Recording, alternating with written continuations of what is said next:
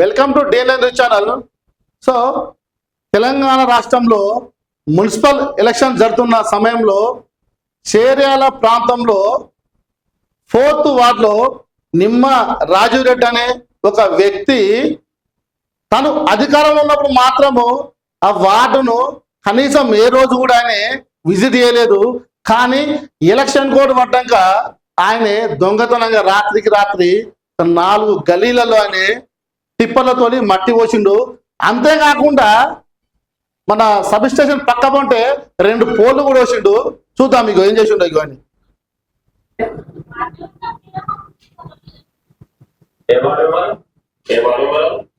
చూడు ఇగో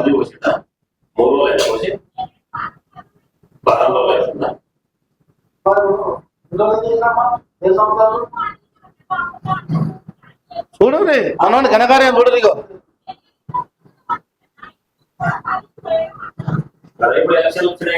ఇగో చూడదు ఇగో మేము ప్రత్యక్షంగా అక్కడికి వెళ్ళి వీడియో తీసుకోవచ్చాం మేము. ఇగో చూడదు ఇగో మట్టి ఎట్లా వచ్చిండో చూడదు ఇగో 4 గల్లెల్లో వచ్చిండు మట్టి. ఇగో ఇగో చూడదు ఇగో ఈ పోల్ వేసిండు ఇగో ఇక్కడ. ఇగో ఇక్కడ 2 పోల్ వేసిండు ఇక్కడ. ఇగో ఇక్కడ మట్టి వచ్చింది చూడు ఇగో. చూసిర్రా ఆయనే అధికారంలో ఉన్నప్పుడేమో నువ్వు కన్ను నిన్ను కానక ఎవరు పిలిచినా కూడా మెడల నుంచి ఇట్లా మరి చూసావు నువ్వు. ఈరోజు నేను ఎవరు అడిగిరా నేను 4వ వార్డులో టిప్పలతో మట్టి పోసావు నువ్వు. కన్నతల్లి కాట అన్నం పెట్టనోడు పిన్నతల్లి కాట బంగారు కాయలు చెప్పిస్తా అని చెప్పాడు నీసంతోడు.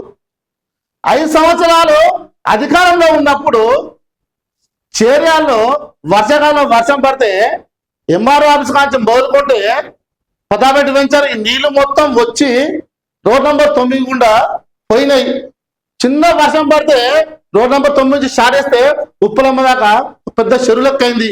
గతంలో మా ఛానల్లో కూడా చాలా సార్లు వార్త వచ్చింది. ఏ రోజు స్పందించావా? నేను అడుగుతున్నా మిస్టర్ రాజురెడ్డి, నేను నీకు 10 సార్లు ఫోన్ చేసిన, ఒక్కసారి నువ్వు స్పందించావా? స్పందించలేదు. ఓ రోజు నువ్వు నాకు ఎదురుగా వస్తుంటే నేను అన్నా గిడ మొత్తము ఇగో మొత్తం ఇంటి దగ్గర వాటర్ జామ్ అయినాయి. చుట్టుపక్కల ఉంటే 10 ఇళ్ళ ఎవరు బోరేసినా కూడా ఎర్రటి నీళ్ళు వస్తున్నాయి అన్న, వాటర్ స్మెల్ వస్తున్నాయి, చిన్న పిల్లలు ఉన్నారు, దోమలు వస్తున్నాయి అన్న, కొంచెం ఒక పైప్ వేయించండి వాటర్ తీయమంటే మెడల నుంచి మర్రేసుకుంటా. నువ్వు పోలేదా? నువ్వు వేసినా చేయకుండా నీ పీకుడేందని నేను పోయినా బాజాప్తాగా నేను పోయి రోడ్ నంబర్ 9 ఉప్పలమ్మ ఆ స్ట్రీట్ లో జేసీ తీసుకొచ్చి మట్టి తవ్వి నేను బాగా సిమెంట్ రోడ్ మీద మట్టి పోసిన. ఆ రోడ్ను దశకు 2 రోజుల ముందు ఆ రోడ్డుని బ్లాక్ చేసిన. 20 రోజులు ఆ రోడ్ను పట్టించుకుని నాకే లేదు. మున్సిపల్ కమిషన్ కూడా నేను 100 సార్లు ఫోన్ చేసిన, నీకు 100 సార్లు ఫోన్ చేసిన, స్పందించలేదు. ఈరోజు ఏ మొహం పెట్టుకొని నువ్వు ఓట్లాడుతున్నావు? నువ్వు అంటున్నావు చేర్యాల్లో శ్రీనార్ కాలనీ మొత్తము అద్దం లెక్క చేసా. నేను ఏం చేశాను? నువ్వు చేర్యాలు 4వ వార్డులు ఎవరు ఇల్లు కట్టా కూడా మినిమం 20,000, 30,000, 50,000 ఒక్కొక్కరి దగ్గర కమర్షియల్ ప్లాన్ అయితే 1,00,000 రూపాయలు తీసుకున్నావు.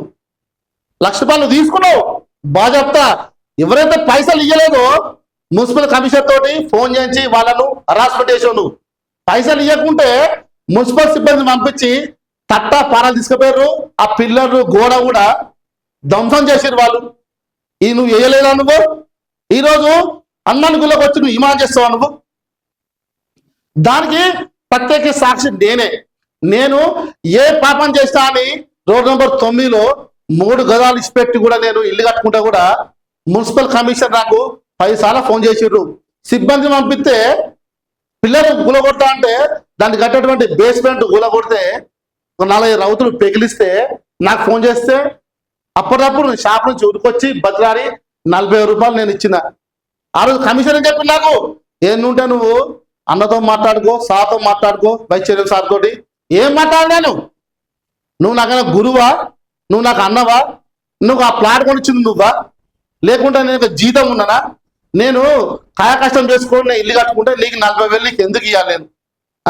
ఇట్లా నా ఒక్కరి దగ్గర కాదు, చేర్యాలో 4th వార్డులో ఎవరు ఇల్లు కట్టినా కూడా మిస్టర్ రాజీవ్ నువ్వు డబ్బులు లేకుండా ఎవరిని ఇల్లు కట్టనియలే. నువ్వు టీచర్లను, అడ్వకేట్లను, ప్రెస్ రిపోర్టర్లను అందరిని నువ్వు హరాస్మెంట్ చేసినావు. నా స్టూడియోకు రేపటి నుంచి రోజుగా గెస్టును, నీ క్లయింట్ను పిలిచి నేను చేరేల సమాజానికి నువ్వు ఎంత దుర్మార్గునివో, నువ్వు మేకవన్న పులివు, నువ్వు నీ నిజ స్వరూపం అనేది రేపటి నుంచి నేను బయట పెడతా. నీకు చేర్యాలలో నీకు డిపాజిట్ కూడా రాకుండా చేస్తా. నేను ఒకటే చెప్తున్నా, చేర్యాల ప్రజలారా మీకు పేరు పేరు నమస్కారం. ఓటు మీరు ఎవరికన్నా వేసుకోండి, కానీ టిఆర్ఎస్ పార్టీకి మాత్రం మీరు ఓటు వేయకండి. నేను అప్పుడు ఇల్లు కట్టుకున్నప్పుడు మన నర్సాయపల్లి గ్రామం కృష్ణారెడ్డి దగ్గర పోయి మనం అడగంటే నేను అడగరా, కృష్ణారెడ్డి కూడా ఓదకుండా ఒక బీసీ వ్యక్తి చాలా ఇల్లు కడుతుందని చెప్పి రాజు రెడ్డికి ఫోన్ చేస్తే నువ్వు నన్ను 2-3 నెలలు నన్ను హరాస్మెంట్ చేసావు. నన్ను నీ వల్ల నాకు బీపీ షుగర్ వచ్చింది. నేను చచ్చిపోయేంత వరకు కూడా మిస్టర్ రాజీవ్ రెడ్డి చచ్చిపోయేంత వరకు నేను మర్చిపోను. నాకు జరిగిన అన్యాయం అనేది చేర్యాలో ఇప్పుడు నువ్వు రేపు రా, నీకు చూపిస్తా. నేను చేర్యాలో ఏ వ్యక్తి వచ్చినా కూడా నాకు ఎంత అన్యాయం జరిగిందో చూపిస్తా. మరొకసారి నేను చేర్యాల ప్రజానికానికి పేరు పేరున నేను ఒకటి చెప్తా ఉన్నా, చేర్యాల ప్రాంతం అనేది ఉద్యమానికి ఊపిరి పోసే తెలంగాణ రాష్ట్ర స్థానంలో చేర్యాల ప్రాంతం అనేది ఒక కీలక ఆయువు పట్టులాగా పనిచేసింది. కాబట్టి అందరూ మీరు మేధావులు, ఉద్యోగులు కాబట్టి మీరు ఎవరిని మంచో ఎవరి చూడో చూసి ఓటేయండి. ఎవరికి ఓటేసినా పర్లేదు, ఇండిపెండెంట్ అభ్యర్థి ఓటేసినా పర్లేదు, కానీ బీఆర్ఎస్ పార్టీ మాత్రం మీరు ఓటేయకండి.